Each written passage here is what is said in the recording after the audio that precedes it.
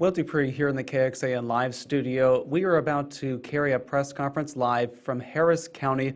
The different officials there that you see gathered in this room have been holding an exercise to prepare for the COVID-19 response and the possible spread of that. This is also coming a day after Fort Bend County, which is very close to Harris County, has its first presumed case of coronavirus. So let's take a listen there in Harris County.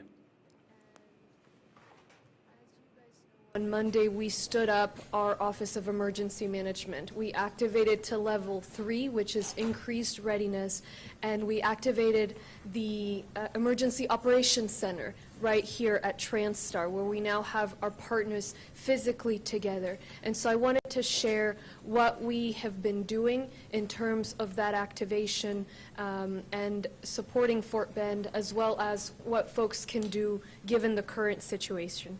We just came out of a meeting with a range of partners where we've been exercising the scenarios we've been planning for. So we have had plans for months that we've been updating, going to what would we do if such or another scenario were to occur. And so what we did today was run through those different scenarios with our partners, from our healthcare and public health departments to our engineering department, human resources, the different City of Houston departments, the network of hospitals, different folks who would become key players in the event of a response or the need to ensure continuity of government operations. The way we're thinking about it is just like you look at the economic supply chain, hospitals, our health system has its own supply chain in a way. Folks who have come in with strokes and heart attacks and different forms of cancer. And we have to make sure that our community is as ready as it can be to continue responding to that, for our government, our hospital systems, and all the different parts of our community to continue moving as it needs to, while we also respond to a possible case. And so what we did and we're continuing to do is really exercise that muscle memory of what a response would look like, check our egos and our logos at the door, and all work together, very closely together, in what exactly our roles are and identifying any gaps. So that's also what we've been discussing.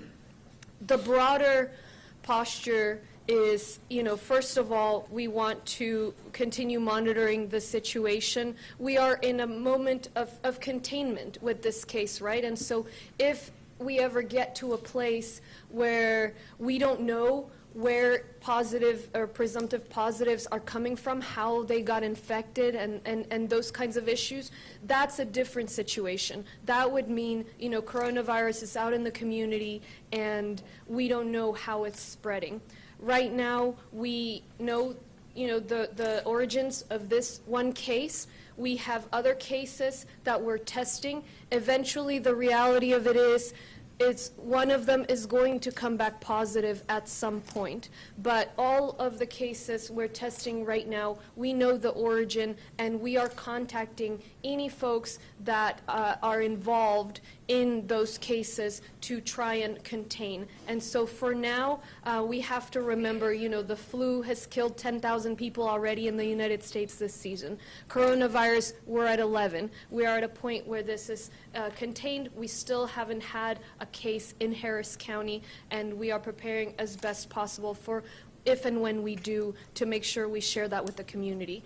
As far as the case in Fort Bend, Dr. Shaw, Dr. Person, part of the City of Houston, they were both in Fort Bend County last night. They've been in constant communication with those folks. Mayor Turner couldn't be here today, but we are always in touch with his office. Same with County Judge K.P. George in Fort Bend. I've been in direct contact with him as well. And we're providing technical assistance. We recognize that these cases don't respect political boundaries. And so we all have to stay in close touch, make sure that we're coordinating also through the state health services region that encompasses all of our jurisdictions. We're working through them. And so we'll continue to provide that assistance.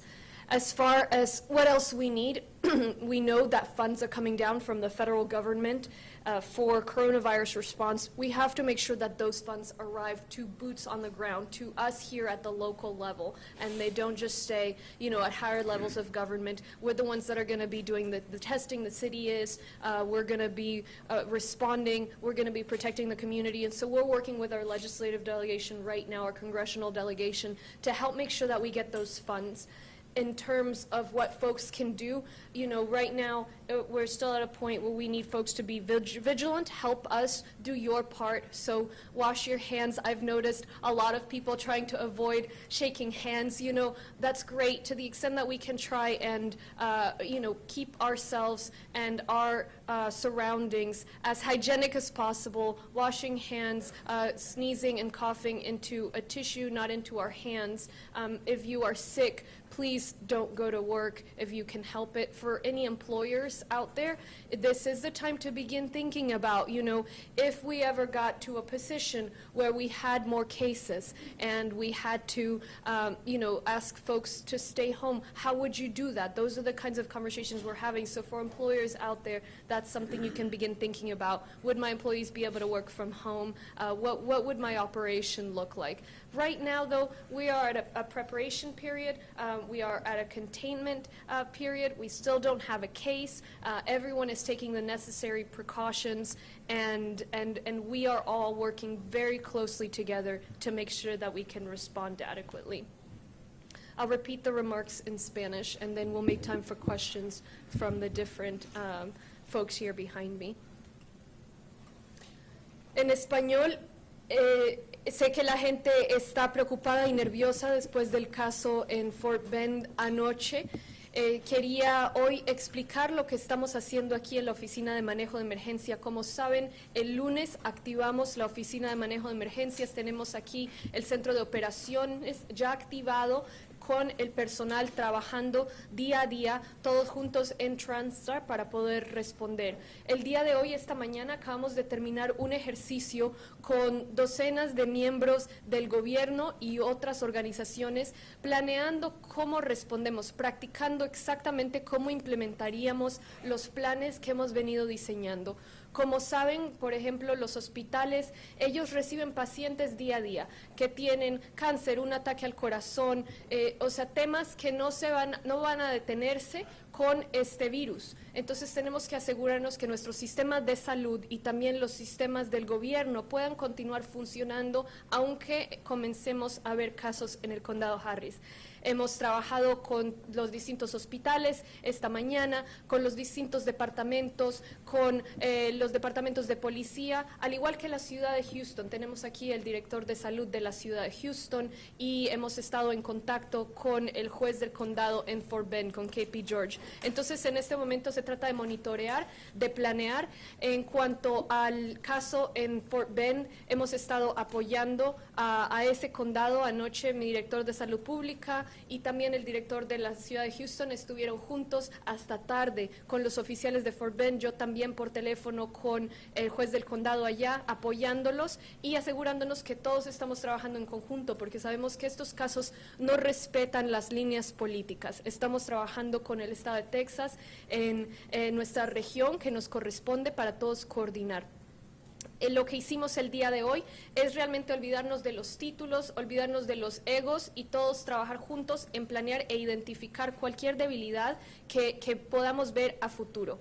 Hoy en día seguimos en un momento de contenimiento. El caso que se identificó, sabemos de dónde vino, no es un misterio cómo esa persona se infectó. Las otras personas que estamos evaluando, estamos esperando que regresen los resultados. En algún momento habrá un positivo, pero por ahora todas las personas que se están evaluando, todas son personas que sabemos cómo pudieron haber sido contaminadas. No hay ningún caso misterioso y todos han sido informados de su posible situación para que se alejen de la comunidad y no haya la posibilidad de infectar más gente. Entonces hay que recordar que la gripe ya ha matado más de 10,000 personas esta temporada. El coronavirus vamos en 11 en los Estados Unidos. Entonces en este momento todavía no hay, está contenido, no hay casos en el condado Harris y es momento de seguirnos preparando para los empleadores, gente que maneje una empresa, un negocio, empezar a pensar si nos viéramos afectados,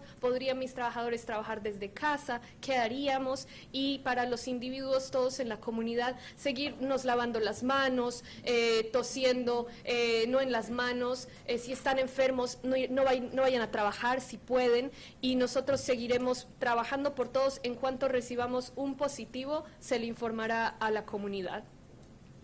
So those are my prepared remarks for now. I'll open it up for questions, and for me or any of the experts here. Still no confirmed or presumptive positive cases in Harris County, correct? That's right. As of right now, still no confirmed or presumptive positive cases in Harris County. What about the cases tied to rice? So all of those cases the cases tied to rice are being tested. We can't, as well as other cases, as we've done thus far, we don't want to create panic. We don't want to frighten people from coming forth and saying they may have a potential case, that they will be exposed if they say they're feeling sick, they might have coronavirus. And so until we get a positive or a presumptive positive, all of these cases are right now persons under monitoring, persons under investigation. What we are doing, and Dr. Shah can speak more to this, what we are doing is making sure that everybody whose test has been sent out, that and everybody who we know is connected, maybe connected to issues where we say, there's a chance that they could be infected, like this trip and any other issues we've received, they're aware. And so we're asking them to self-quarantine. We're not waiting for the result to come back to inform folks of, it may or may not be positive, so we need to begin taking precautions because we don't want to get a positive and then say, oh, these folks should have been, trying to keep distance from the community. Ballpark number, how many people have you asked to self-quarantine? Are we talking dozens or are we talking hundreds? Yeah, so Dr. Umair Shah, Executive Director of Harris County Public Health, I want to thank Judge for her opening comments, and I also want to thank her for the leadership she's provided to bring all of us together as partners here, both from a health standpoint, but actually more importantly from all of county government and partners at the City of Houston and other regional partners, including in the private sector. Dr. Peirce and I were yesterday, as the judge mentioned, in Fort Bend County supporting our partner colleague at Fort Bend County, Dr. Minter, and we are really, this is, I think, the key message we want to make sure everybody knows is that government is doing everything it can, not just within county government or city government, but across this region, that the elected officials, policymakers are connected, but so are the public health departments. And so I want to just make a couple of comments just so we can clarify some things. First is that we do not confirm, and their judge has already made this comment, but I do want to make sure to emphasize it. We do not confirm rumors and myths. What we confirm are actual test result positive. When we have a confirmation, in the case of yesterday, a presumptive positive from, and Dr. Peirce can talk about the laboratory aspect of this situation from Fort Bend County as well. But when we have a situation, and these are not cases, these are individuals, these are human beings, right? These are individuals who have, because they may have traveled somewhere, may have been exposed to the virus in another part of the world, have come back to our community. Our epidemiologists, our public health practitioners need to be able to do their job to investigate who they, first of all, their status, how they are, what's going on with their individual care. Number two, to make sure as quickly as we can, and there has been a lag, and we know that from the federal government in terms of testing capabilities at the federal level, to get those individuals tested and get those results as quickly as possible. But the judge is absolutely correct that we have been treating individuals who we think may be suspicious or highly suspicious of potentially turning into a lab-confirmed case, we've been doing everything we can to contain. We've been doing everything we can to do the contact tracing to understand where those individuals may have been in contact with others, especially close contact, where the other individuals might be at risk for also novel coronavirus. That's what our job is, and that's what our public health departments have been doing. Our department has been up now for 66 days with response activities, and we hadn't even had a first confirmed case in Harris County. So I just want to make sure that our community understands what public health does every single day when it comes to tuberculosis, when it comes to influenza, when it comes to even novel viruses. This is what we do when we investigate. And so we are not giving information in terms of numbers of tests or numbers of individuals. Right now what we're saying is that it is not as high as you had mentioned. It's a few, and we're working across the region to make sure we do everything we can to protect the rest of our community, but also to protect the privacy of those individuals. What does the science say about how this is spreading? It seems like, that this has been spreading kind of quietly in the country for a while. But what's the reality? What does the science say about how this? Yeah, so let's talk reality. So the reality is that we have been watching, and if you look right over there, there is a map right there that is on our Harris County Public Health website, and you see that there is a lot of information there in terms of what's happening globally. And the science is that what was happening in Asia, in China specifically, was all the measures to really contain what was happening in Wuhan and then Hebei province, and then obviously in the rest of China. That containment strategy worked to some degree because it obviously allowed time for delay, if you will, for additional cases in other countries. But we recognize the interconnectedness of the world, that you were going to start to see cases elsewhere.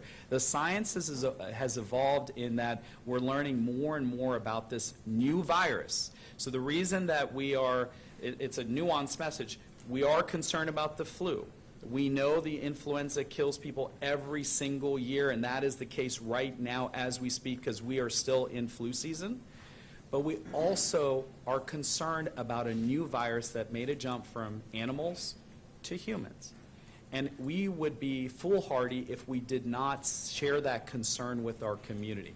The science is saying that there is potential for person-to-person, human-to-human spread, and that is what we're seeing, obviously, in other countries around the globe, but we're also seeing that in the United States. Outside of Seattle, where we have a localized outbreak in Seattle, especially at a long-term care facility, and the 3 cases that we're talking about on the West Coast, the situations around Oregon and in California, and obviously some concern about what's happening in other parts of the country, there is now additional potential for community spread. We are not seeing that here locally, but that is exactly what we are preparing for. We hope we never get there, but we want our community and our partners and all of government to keep that in mind and do everything we can do to protect our community from that potential for community spread.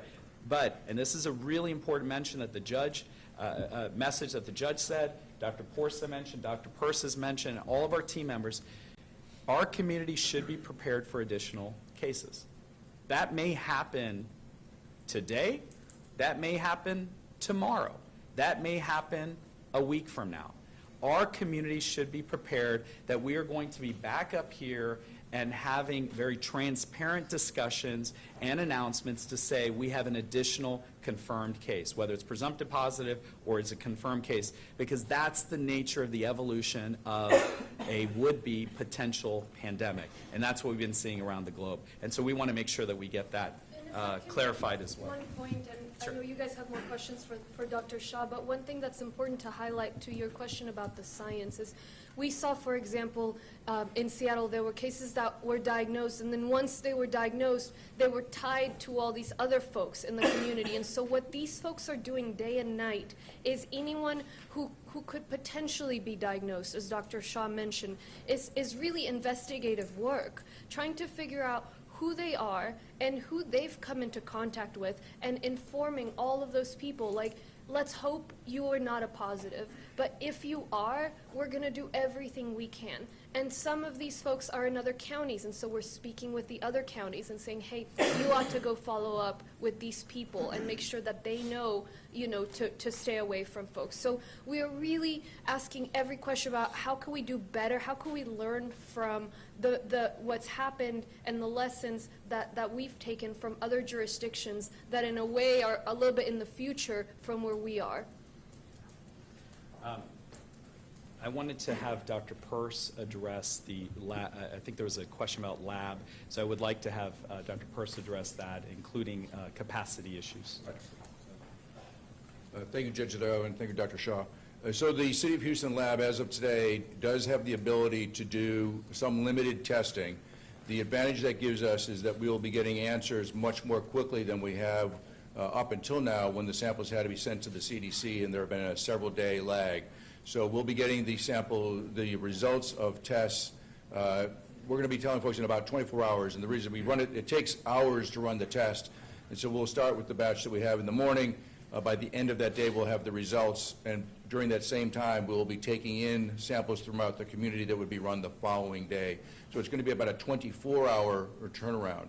And that will continue to be the case up until our lab has more samples coming in than we can run in a day. And so it's really important that the public understand that we will need to prioritize that. So, for example, people who are seriously ill and in a hospital and the doctors can't find another reason for their illness, obviously we're going to test those folks first. And there will be a prioritization scheme down to the folks that have no epidemiologic link, they have no travel, they haven't been around anyone who's sick, they're not sick, they're just scared. When we don't have the capacity to do all the tests that come in a day, well, certainly the people who meet that criteria would be last in line. In addition, we will be doing tests that the test has to be ordered by a practitioner, by a doctor or a practitioner. So you won't be able to just come up to the lab and say you want to be tested. There has to be a reason for you to be tested. And I'm counting on our medical professionals in the community to not submit tests for people who have no risk factor, no symptoms, no reason to be tested other than they're simply concerned, because we have to maintain our testing capacity for the people who actually do have risk factors or who are acutely ill. And that goes to a point that Dr. Shaw and the judge made. The judge used the right term. This is about containment. And so as we get cases that turn out to be positive, or even the ones that we are concerned have a high risk, we are, as Dr. Shaw described, we are getting in touch with those folks and trying to make sure that we minimize, if not eliminate, their movement within the community. In an ideal case, they will stay at home in their bedroom and not go anywhere until either their quarantine period is over, or if they are somebody who's being tested and being kept at home, that we get the test results back. And this is really important because you all reported, you all saw what happened in Wuhan. And when in Wuhan, the epidemic erupted at such a pace that it overwhelmed their healthcare system.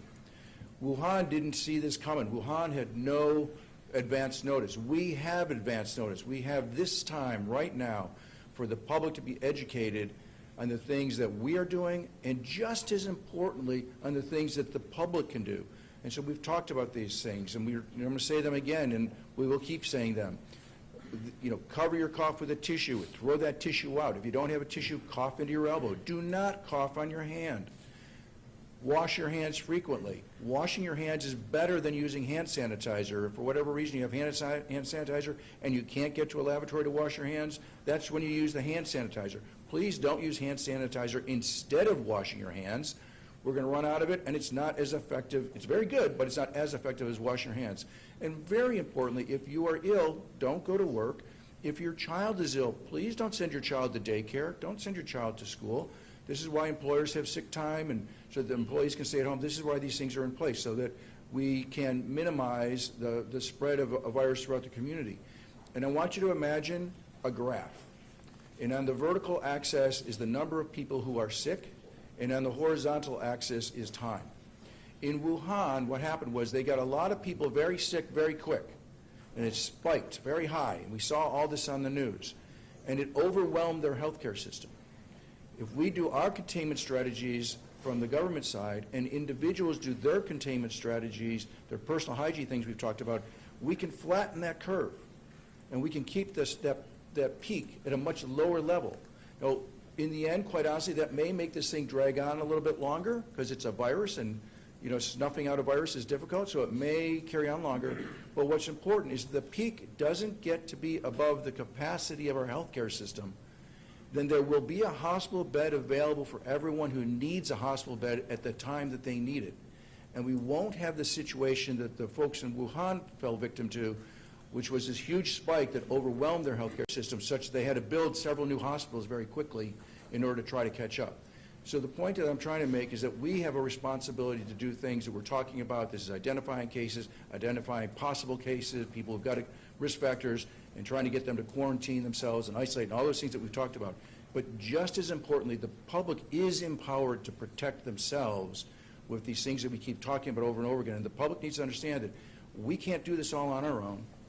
And if you think about it, and I've said this before, if you think about the other epidemics that we've had in the last couple of decades, SARS, MERS, even Ebola, those epidemics weren't stopped because of a vaccine. They weren't stopped because of a magical pill that was given in the hospital. Those were stopped because people started following, the public health containment strategies were put in place. They were aggressive, and just as importantly, people started paying attention to their personal behaviors. And especially in the case of Ebola, and you all reported on this, especially in the case of Ebola, that epidemic in West Africa was out of control for a much longer time than it needed to be because people didn't believe what the public health folks were telling them to do. And they continued to care for the seriously Ebola sick folks at home. They continued on with some practices which were cultural, but in how you prepare a body for burial, and all those things were causing the ongoing spread. It wasn't until the public started listening to the help from the public health, started listening to the advice from the public health professionals that Ebola outbreak stopped. That's what stopped it. It was actually the people who stopped it. And so this is how outbreaks are, and this is how viruses spread, and this is how we can stop them. We do it as a community. Thank you. Yeah, how do you identify it? Let's say I feel bad. I went to the rodeo, the large event. I go to my doctor because I feel bad to see how, at that point, how does it get identified? Yeah, thank you. Thank you for that question. I think this is the challenge where we have a lot of Google Docs out there, and we want to make sure that we really have a strong chain of people patients, individuals in the community, would be patients, maybe they're not diagnosed yet, but that there is a connection with the healthcare system. And we want to make sure that people are connecting with their healthcare provider, their doctor, their clinic, their usual place where they're going to be able to get healthcare services. We know that's a challenge in our community, and that's why we have Dr. Porsa here with Harris Health as well. I'm so proud of having Dr. Porsa here. He's a colleague of mine. We trained together years ago, and he returns now as the CEO for Harris Health System. We do have this challenge where we have a lot of people who don't have a usual place where they can go, and so they use the emergency department, unfortunately, as that usual place. And as Dr. Peirce mentioned, that's absolutely the wrong place where we want people to go. What we want people to do is to make contact with a healthcare provider, or at least Will Dupree here in the KXAN Live studio. You've been watching comments from Harris County from the different health officials there, as well as county leaders talking about an exercise that county officials did this morning to try to prepare for the possible spread of COVID-19, that novel coronavirus that originated in China and has now spread to other parts of the world, including here in the U.S. 11 deaths have been reported here in the U.S. because of it, all on the West Coast. 10 in the Washington area, and then 1 in California.